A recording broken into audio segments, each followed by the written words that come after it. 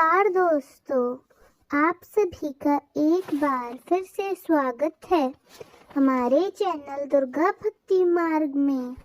आज मैं आप सभी को सुनाऊंगी मंगलवार के दिन सुनी जाने वाली हनुमान जी की संपूर्ण व्रत कथा। बहुत समय पहले की बात है, किसी गांव में एक नंदा नामक ब्राह्मण रहा करता था। भगवान की कृपा से उसके पास सब कुछ था, फिर भी वह दुखी था। उसका कारण यह था कि ब्राह्मण की स्त्री सुनंदा की कोई संतान नहीं थी। सुनंदा पतिव्रता थी, भक्ति पूर्वक श्री हनुमान जी की आराधना करती थी। मंगलवार के दिन व्रत करके अंत में भोजन बनाकर हनुमान जी की आराधना किया करती थी। मंगलवार के दिन व्रत करके अंत में भोजन बनाकर हनुमान जी को भोग लगाने के बाद ही सुनंदा खुद भोजन करती थी। एक बार मंगलवार के दिन ब्राह्मणी गृह कार्य की अधिक के कारण हनुमान जी को भोग नहीं लगा सकी, तो इस पर उसे बहुत ही दुख हुआ। उसने कुछ भी नहीं खाया और अपने मन में प्रण किया कि अब वो अगले मंगलवार को ही हनुमान जी को भोग लगाकर अन्न जल ग्रहण करेगी। ब्राह्मणी सुनंदा प्रतिदिन भोजन बनाती, श्रद्धा पूर्वक पति को खिलाती, परंतु स्वयं भोजन नहीं करती और मन ही मन श्री हनुमान जी की आराधना करती रहती थी। इसी प्रकार 6 दिन गुजर गया। ब्राह्मणी सुनंदा अपने निश्चय के अनुसार 6 दिन भूखी प्यासी निराहार रही। अगले दिन मंगलवार को ब्राह्मणी सुनंदा प्रातः काल ही बेहोश होकर गिर पड़ी।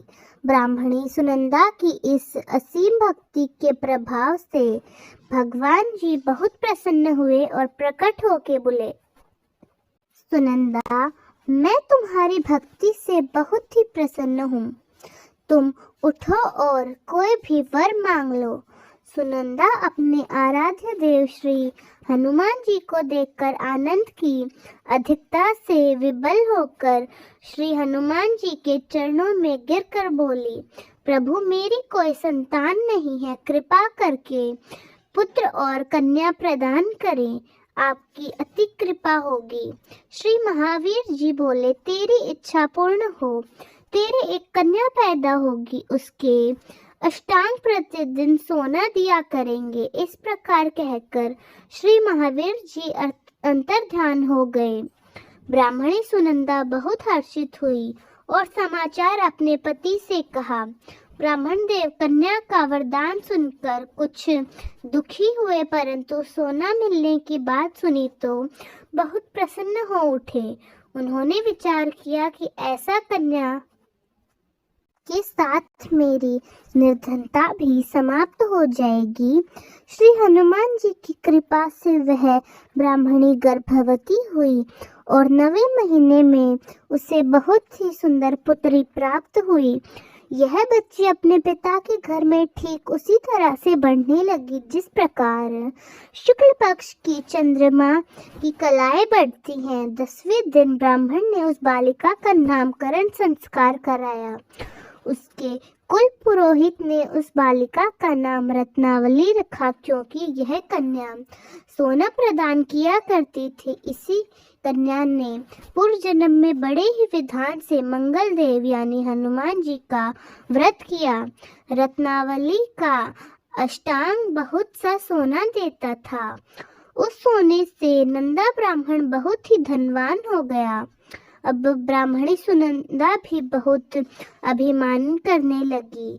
समय बीतता रहा। अब रत्नावली 10 वर्ष की हो चुकी थी। एक दिन जब नंदा ब्राह्मण प्रसन्नचित था, तब सुनंदा ने अपने पति से कहा, मेरी पत्नी रत्नावली विवाह के योग्य हो गई है, इसलिए आप कोई सुंदर और योग्य वर देखकर उसका विवाह कर दें। यह सुनकर ब्राह्मण बोला, अभी तो रत्नावली बहुत ही छोटी है। तब ब्राह्मणी बोली, शास्त्रों की आज्ञा है कि कन्या 8वें वर्ष में गौरी 9वें वर्ष रोहिणी, 10वें वर्ष में कन्या, इसके पश्चात रजस्वला हो जाती है। गौरी के दान से पाताल लोक की प्राप्ति होती है। रोहिणी के दान से वैकुंठ लोक में प्राप्ति होती है। कन्या के दान से इंद्रलोक में सुखों की प्राप्ति होती है। अगर हे पतिदेव रजस्वला का दान किया जाए तो घोर नरक की प्राप्ति होती है। इस पर ब्राह्मण बोला, अभी तो रत्नावली मात्र 10 वर्ष की ही है और मैंने तो 16-16 साल की कन्याओं के विवाह कराए हैं, अभी जल्दी ही क्या है। तब ब्राह्मणी सुनंदा बोली, आप तो लोभ के कारण पागल हो गए हैं। लगता है अगर 11वें वर्ष में विवाह नहीं होता तो उसमें मासिक धर्म के रत्न का पिता और बड़े भाई को पान करना पड़ता है।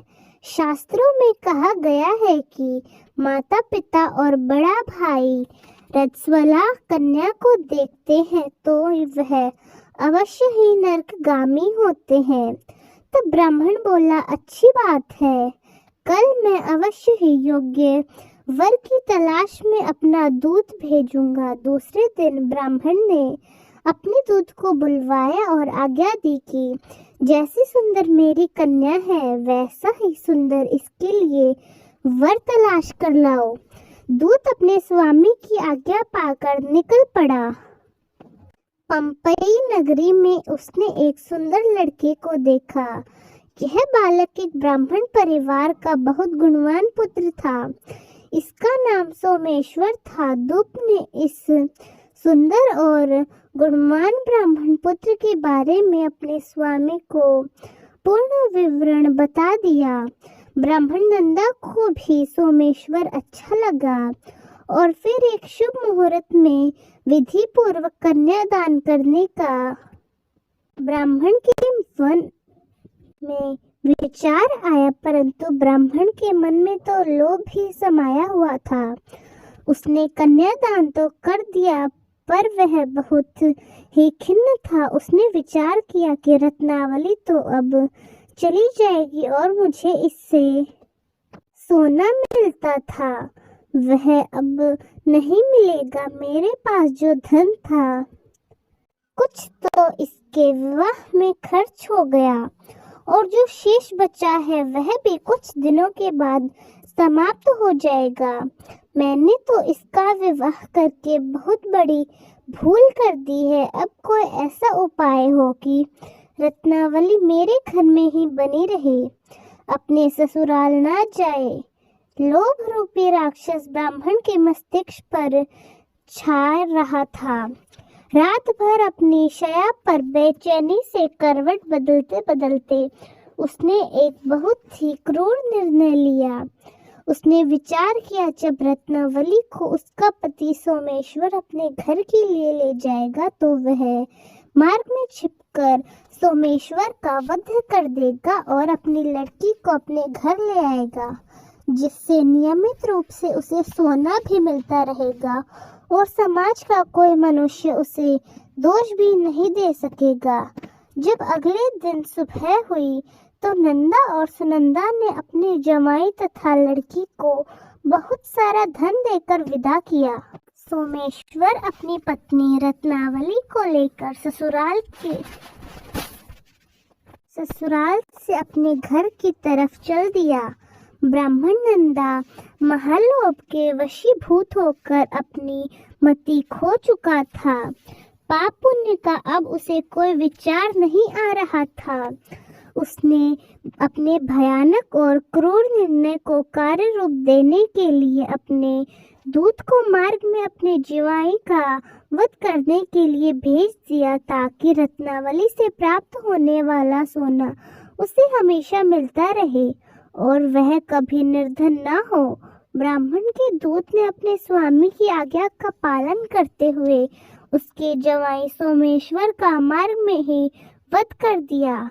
समाचार प्राप्त कर ब्राह्मण नंदा मार्ग में पहुंचा और रोती हुई अपनी पत्नी को अपने साथ लेकर पुत्री रत्नावली से बोला, हे पुत्री, मार्ग में लुटेरे ने पति का वध कर दिया है। भगवान की इच्छा के आगे किसी का वश नहीं चलता। अब तू घर चल, वहां पर ही रहकर शेष जीवन व्यतीत करना।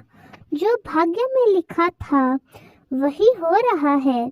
अपने पति की अकाल मृत्यु से रत्नावली बहुत दुखी हुई। करुण क्रंदन और रुदन करती हुई अपने पिता से बोली, हे पिताजी, इस संसार में जिस स्त्री का पति नहीं है उसका जीना व्यर्थ है। मैं अपने पति के साथ ही अपने शरीर को जला दूंगी और सती होकर अपने इस जीवन को माता पिता के नाम को तथा सास ससुर के यश को सार्थक करूंगी। ब्राह्मण नंदा अपनी पत्नी रत्नावली के वचनों को सुनकर बहुत दुखी हुआ और विचार करने लगा कि मैंने व्यर्थ में जमाई वध का पाप अपने सर ले लिया है। रत्नावली तो उसके पीछे अपना प्राण तक त्याग देने को तैयार है। मेरा तो दोनों तरफ से मरण हो गया। धन तो अब मिलेगा नहीं। जवाई वध का पाप मेरे सर और लग गया है। यम यातना मुझे भुगतनी पड़ेंगी। यह सोचकर वह बहुत दुखी हुआ। सोमेश्वर की चिता बनाई गई। रत्नावली सती होने की इच्छा से अपने पति का सिर अपनी गोद में रखकर चिता में बैठ गई। जैसे ही सोमेश्वर की चिता को अग्नि लगाई गई, वैसे ही प्रसन्न होकर भगवान जी वहां पर प्रकट हुए और बोले, हे रत्नावली, मैं तेरे पति व्रता भक्ति से बहुत प्रसन्न हूँ। तू वर मांग। तब रत्नावली ने अपने पति का जीवन दान मांगा। हनुमान जी बोले, रत्नावली, तेरा पति अजर अमर है। यह महाविद्वान भी होगा और इसके अलावा तेरी जो इच्छा है वह वर मांग ले। तब रत्नावली बोली, हे ग्रहों के स्वामी, यदि आप मुझ पर प्रसन्न है तो मुझे यह वरदान दीजिए कि जो भी मनुष्य मंगलवार के दिन प्रातः काल लाल पुष्प लाल चंदन से पूजा करके आपका स्मरण करेगा, उसको रोग व्याधि नहीं होगी, स्वजनों से कभी वियोग नहीं होगा, सर्प अग्नि तथा शत्रुओं का भय नहीं रहेगा, और जो स्त्री मंगलवार का व्रत करेगी वह कभी विधवा नहीं होगी। मंगल देव ने तथास्तु कहकर अंतर्ध्यान हो गए और सोमेश्वर हनुमान जी की कृपा से जीवित हो उठा। रत्नावली अपने पति को पुनः प्राप्त कर बहुत प्रसन्न हुई और हनुमान जी का व्रत प्रत्येक मंगलवार को करने लगी। व्रतराज और हनुमान जी की कृपा से इस लोक में सुख ऐश्वर्य को भोगते हुए अंत में अपने पति के साथ स्वर्ग लोक को गए। तो दोस्तों, प्रेम से बोलिए हनुमान जी की जय। तो चलिए दोस्तों, अब सुनते हैं श्री राम नाम की महिमा। लंकापति रावण के वध के बाद जब अयोध्या पति प्रभु श्री राम की कीर्ति दूर दूर तक फैल रही थी और वह मर्यादा पुरुषोत्तम कहलाने लगे, तब एक दिन महादेव शिव की इच्छा भी मर्यादा पुरुषोत्तम श्री राम से मिलने की हुई। पार्वती जी को साथ लेकर महादेव जी कैलाश पर्वत से उतरकर अयोध्या नगरी के रास्ते पर चल पड़े। भगवान शिव और माता पार्वती को यूं आता देखकर भगवान श्री राम बहुत प्रसन्न हुए और माता जानकी ने उनका उचित आदर सत्कार किया और स्वयं भोजन बनाने के लिए रसोई घर में चली गई। इस बीच भगवान शिव ने भी श्री राम से पूछा, आपके सेवक हनुमान जी कहीं दिखाई नहीं दे रहे। तब श्री राम बोले, वे बगीचे में है। शिव जी ने श्री राम जी से बगीचे में जाने की अनुमति मांगी और पार्वती पार्वती जी का हाथ पकड़कर बगीचे में आ गए। बगीचे की खूबसूरती देखकर उनका मन मोहित हो गया। आम के घने वृक्ष के नीचे हनुमान जी दीन दुनिया से बेखबर गहरी नींद में सोए हुए और एक लय में खराटों से राम नाम की ध्वनि उठ रही थी।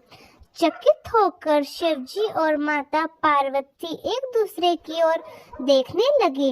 माता पार्वती मुस्कुरा उठी और वृक्ष की डालियों की ओर इशारा किया।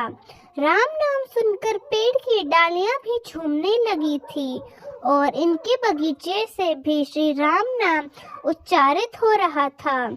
शिवजी इस राम नाम की धुन में मस्त मग्न होकर खुद भी राम राम कहकर नाचने लगे। माता पार्वती जी ने भी अपने पति का अनुसरण किया और अपने कोमल पैर थरकाने लगी।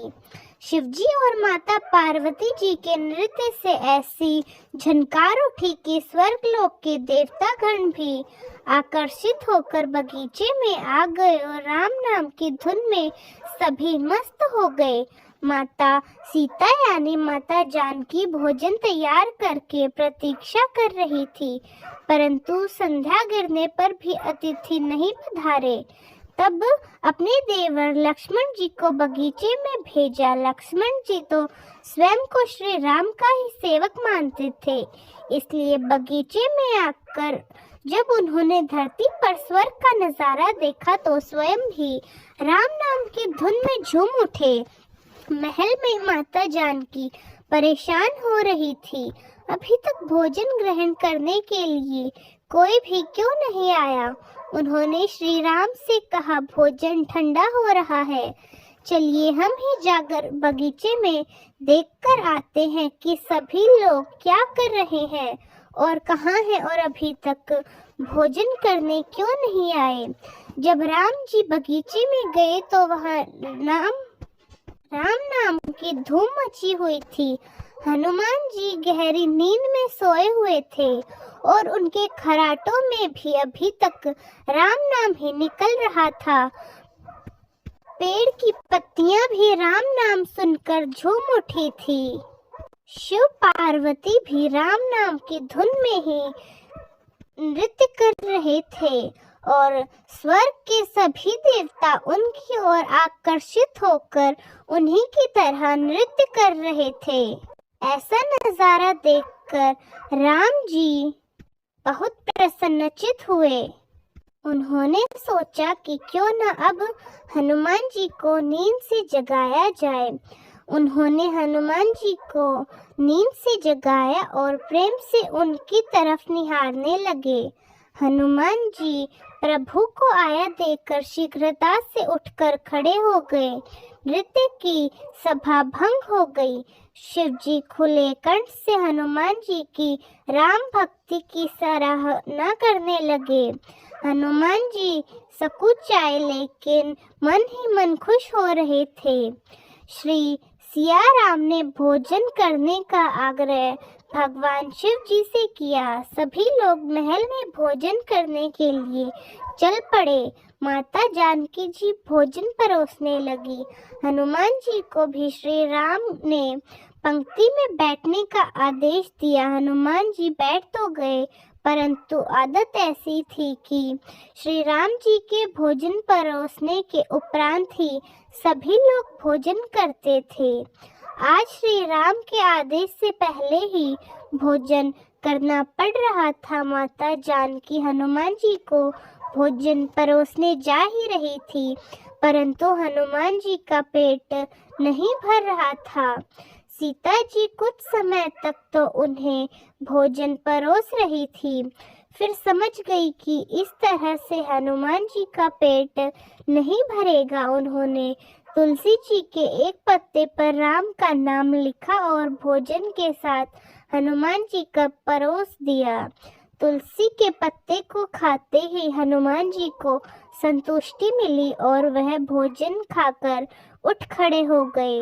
भगवान शिव शंकर ने प्रसन्न होकर हनुमान जी को आशीर्वाद दिया कि आपकी राम भक्ति युगों युगों तक याद की जाएगी और आप संकट मोचन के नाम से जाने जाएंगे।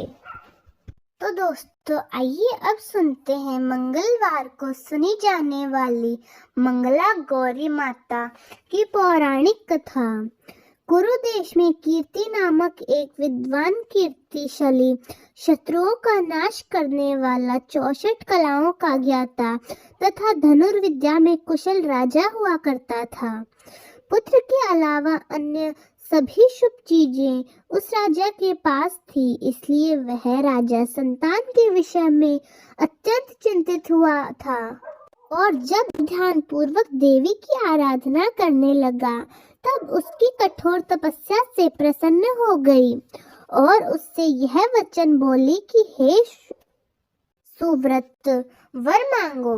तब श्रुतकीर्ति बोला, हे देवी, यदि आप मुझ पर प्रसन्न हो तो मुझे सुंदर पुत्र की प्राप्ति का वरदान दीजिए। हे देवी, आपकी कृपा से अन्य किसी भी वस्तु का अभाव मुझे नहीं है।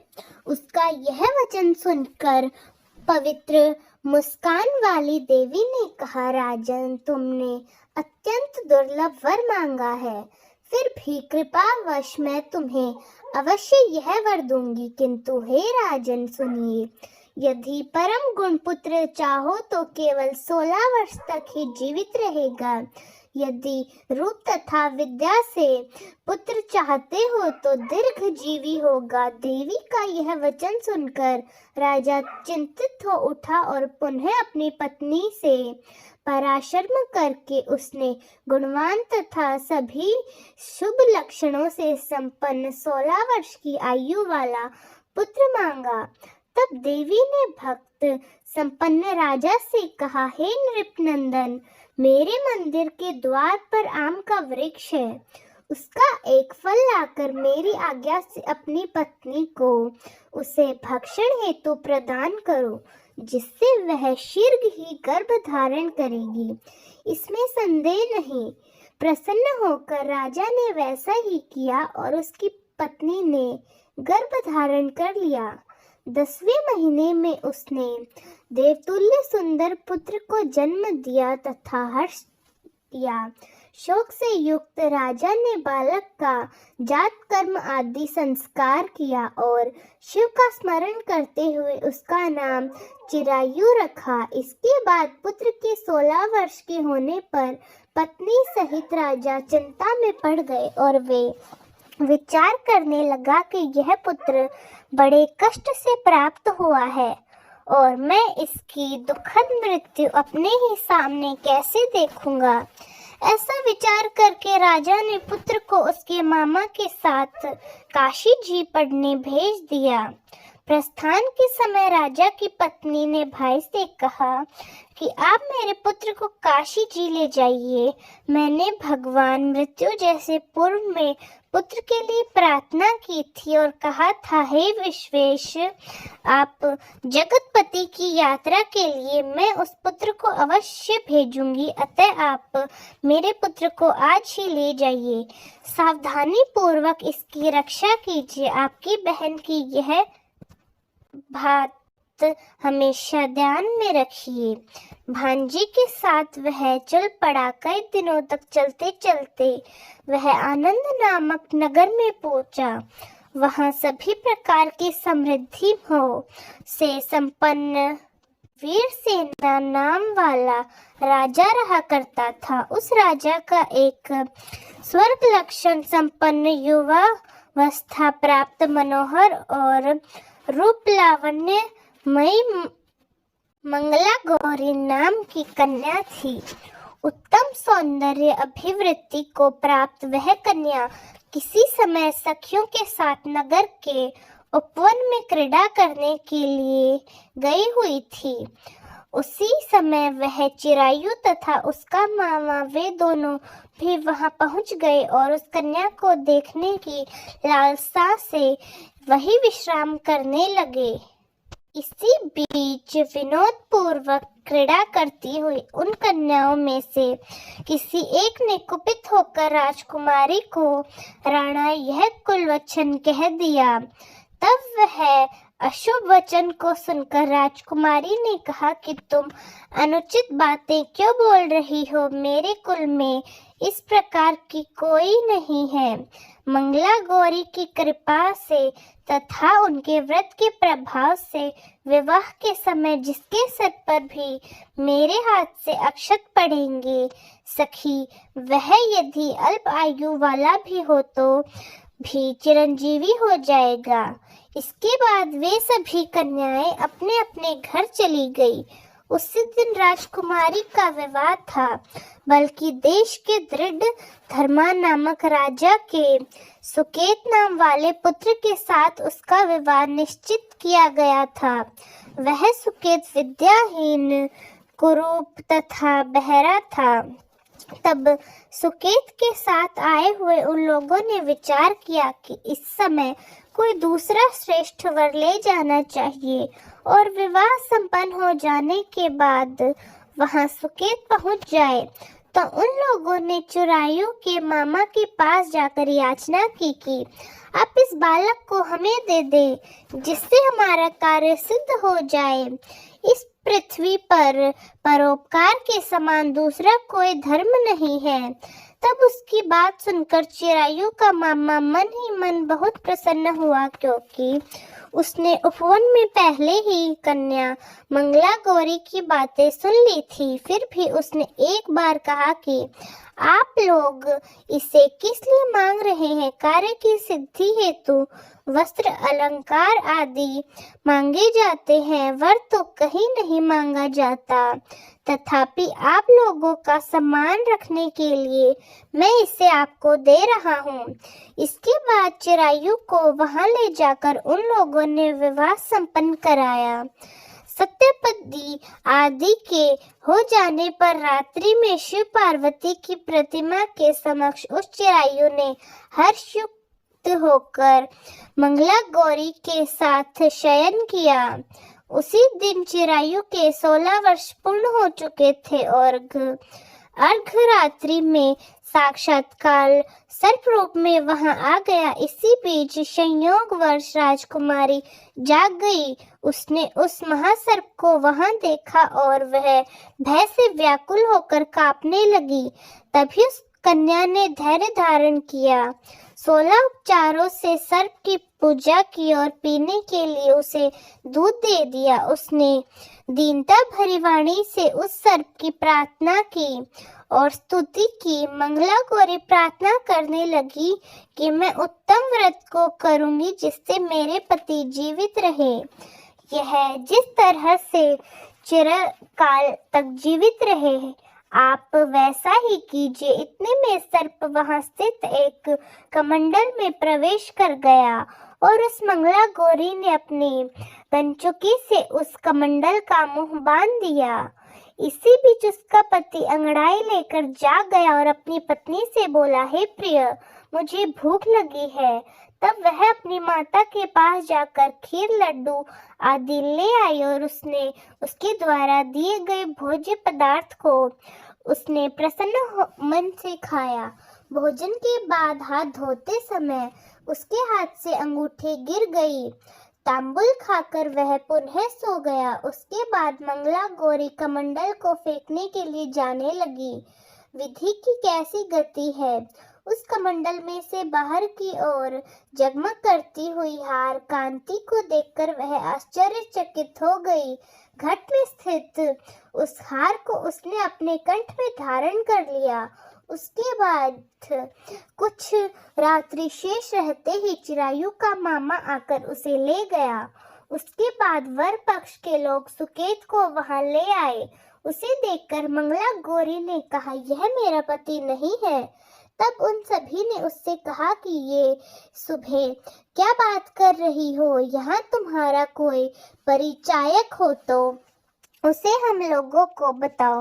मंगला गौरी बोली, जिसने रात में 9 रत्नों से बनी अंगूठी दी है, उसकी उंगली में इसे डालकर परिचायक निशानी देख ले। मेरे पति ने रात्रि में मुझे जो हार दिया, उसके रत्नों का समुदाय कैसा है, उस बात को यहाँ बताए। यहाँ तो कोई अन्य ही, इसके अलावा रात में परस्पर भाषण तथा भोजन आदि जो कुछ किया गया उसे भी यह बता देगी, तब यह निश्चय ही मेरे पति हैं। इस प्रकार उसका वचन सुनकर सभी ठीक है कहने लगे, किंतु जब एक भी बात नहीं मिली तब सभी ने सुकेत को उसका पति होने का निश्चय कर दिया और वर पक्ष वाले जिस तरह से आए उसी तरह वापस चले गए। उसके बाद अपने वंश को बढ़ाने वाली महान यश से संपन्न तथा परम मनश्वरी मंगला गौरी के पिता ने अन्नपान आदि का सत्र चलाया। उन्होंने वर पक्ष के वृतांत कानों कान सुना कि स्वरूप से कुरूप होने के कारण लोगों के द्वारा किसी अन्य को वर के रूप में आदर पूर्वक लाया गया। तब उन्होंने अपनी कन्या को पर्दे के भीतर बिठा दिया। उसके बाद 1 वर्ष बीतने पर यात्रा करके चिरायु अपने मामा के साथ यह देखने आया कि विवाह के बाद वहाँ क्या हुआ। भीतर से उसे देखकर मंगला गौरी अत्यंत प्रसन्न हुई और माता पिता से बोली कि यही मेरे पति हैं जो अभी आ रहे हैं। तब राजा ने अपने सब जनों को बुलाकर पूर्व में कहे गए सभी परिचयों को निशानी को देखकर मंद मुस्कान वाली अपनी कन्या चिरायु को सौंप दी। राजा ने शिष्ट जनों के साथ लेकर विवाह का उत्सव कराया। इसके बाद वीर सहने वस्त्र आभूषण आदि घोड़ा सेना रथ और अन्य बहुत सी सामग्रियां देकर उन्हें विदा किया। उसके बाद कुल को आनंदित करने वाला वह चिरायु पत्नी तथा मामा के साथ सेना लेकर अपने नगर लोगों के मुख से आया हुआ। उसे सुनकर उसके माता पिता को विश्वास नहीं आया। उन्होंने सोचा कि प्रारंभ अन्यथा कैसा हो सकता है। इतने में वह अपने माता पिता के पास आ गया और स्नेह से परिपूर्ण वह चिरायु भक्ति पूर्वक अनेक चरणों में गिर पड़ा। तब अपने कुल का मस्तक शंकर उन्होंने परम आनंद प्राप्त किया। पुत्र वधू मंगला गौरी ने भी सास ससुर को प्रणाम किया।